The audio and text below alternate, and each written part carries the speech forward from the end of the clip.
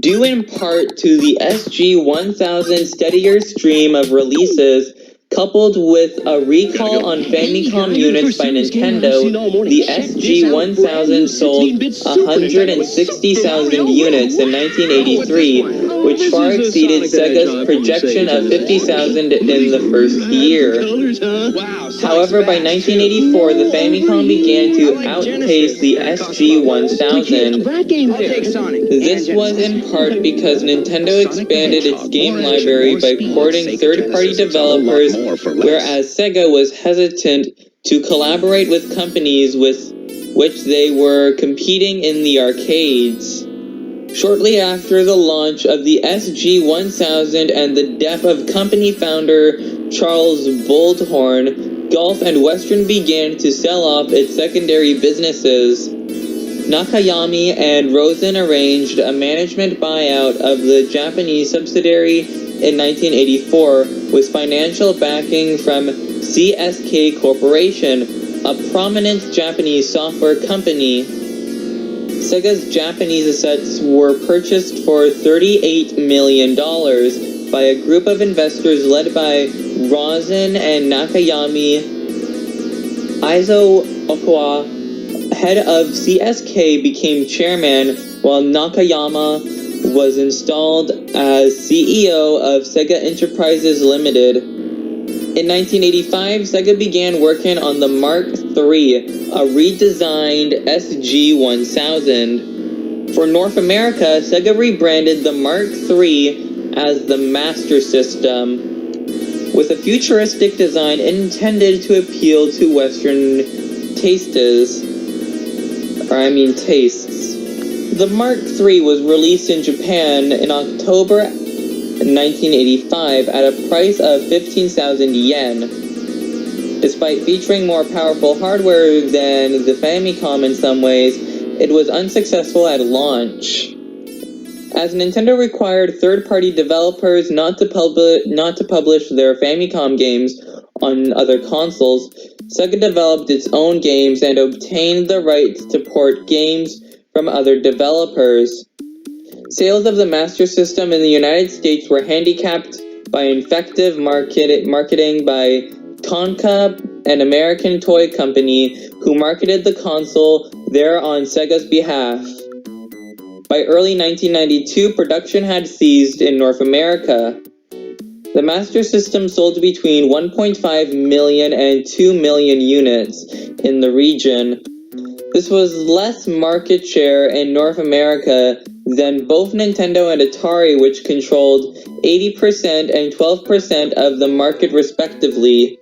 However, the Master System was eventually a success in Europe, where it outsold the NES by a considerable margin. As late as 1993, the Master System's active installed user base in Europe was 6.25 million units. Was 6.25 million units. The Master System has had continued success in Brazil. New versions continue to be released by Sega's partner in the region, Tectoy. By 2016, the Master System had sold 8 million units in Brazil. Its continuing success since its release in the region in September 1989 makes the Master System the longest-lived console in history. During 1984, Sega opened its European division of arcade distribution, Sega Europe. It re-entered the North American arcade market in 1985 with the establishment of Sega Enterprises USA at the end of a deal with Bally.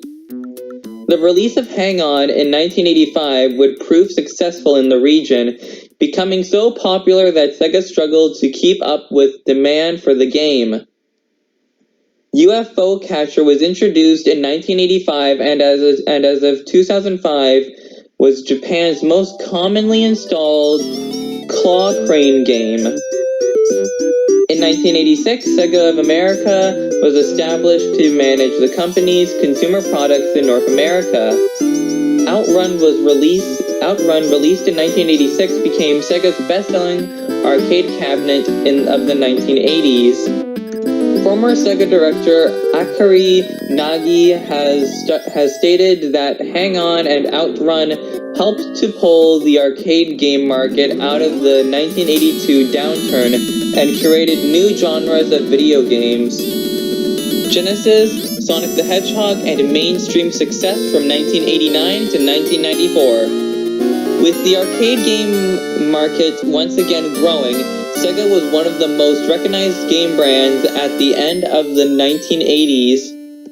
In the arcades, the company focused on releasing games to appeal to diverse tastes, including racing games and side-scrollers. Sega released the Master System successor, the Mega Drive, in Japan on October 29, 1988.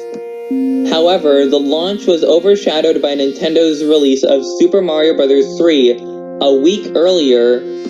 Positive coverage from magazines Famitsu and Beep helped establish the following, but Sega only shipped 400,000 units in the first year.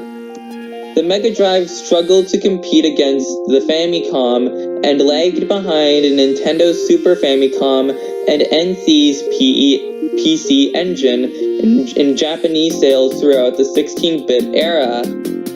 For the North American launch, where the console was renamed Genesis, Sega had no sales and marketing organization. After Atari declined and offered to market the console in the region, Sega launched its own Sega of America subsidiary. Genesis was launched in New York City and Los Angeles on August 14, 1989, and the rest of North America later that year. The European version of the Mega Drive was released in September 1990. Former Atari executive and new Sega of America CEO Michael Katz developed a two-part strategy to build sales in North America. The first part involved a marketing campaign to challenge Nintendo and emphasize the more arcade-like experience available on Genesis, with slogans including "Genesis does what Nintendo don't." Since Nintendo owned the console rights to most arcade games of the time, the second part involved creating a library of recognizable games which used names and likenesses of celebrities and athletes, such as Michael Jackson's Moonwalker and Joe Montana Football. Nonetheless, Sega had difficulty overcoming Nintendo's ubiquity in homes. Despite being tasked by Nakayami to sell 1 million units in the first year, Katz and Sega of America sold only 500,000 units.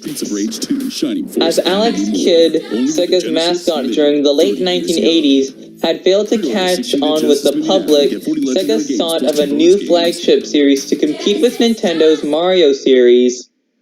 Artist Naoto Oshima proposed a hedgehog with red shoes he called Mr. Needlemouse. This character was renamed Sonic the Hedgehog and went on to feature one of the best-selling video game franchises in history. The Sonic the Hedgehog gameplay groundwork began with a tech demo created by Yuji Naka, who had developed an algorithm that allowed a sprite to move smoothly on a curve. Naka's prototype was a platform game that involved a fast-moving character rolling in a ball with a winding tube. This was fleshed out with Oshima's character design and levels conceived by designer Hirokazu Yoshihara. Sonic's color was chosen to match Sega's cobalt blue logo.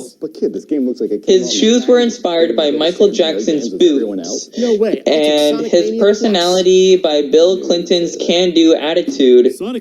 Nakayami hired Tom Kalinske to replace Katz as CEO of Sega of America in mid-1990.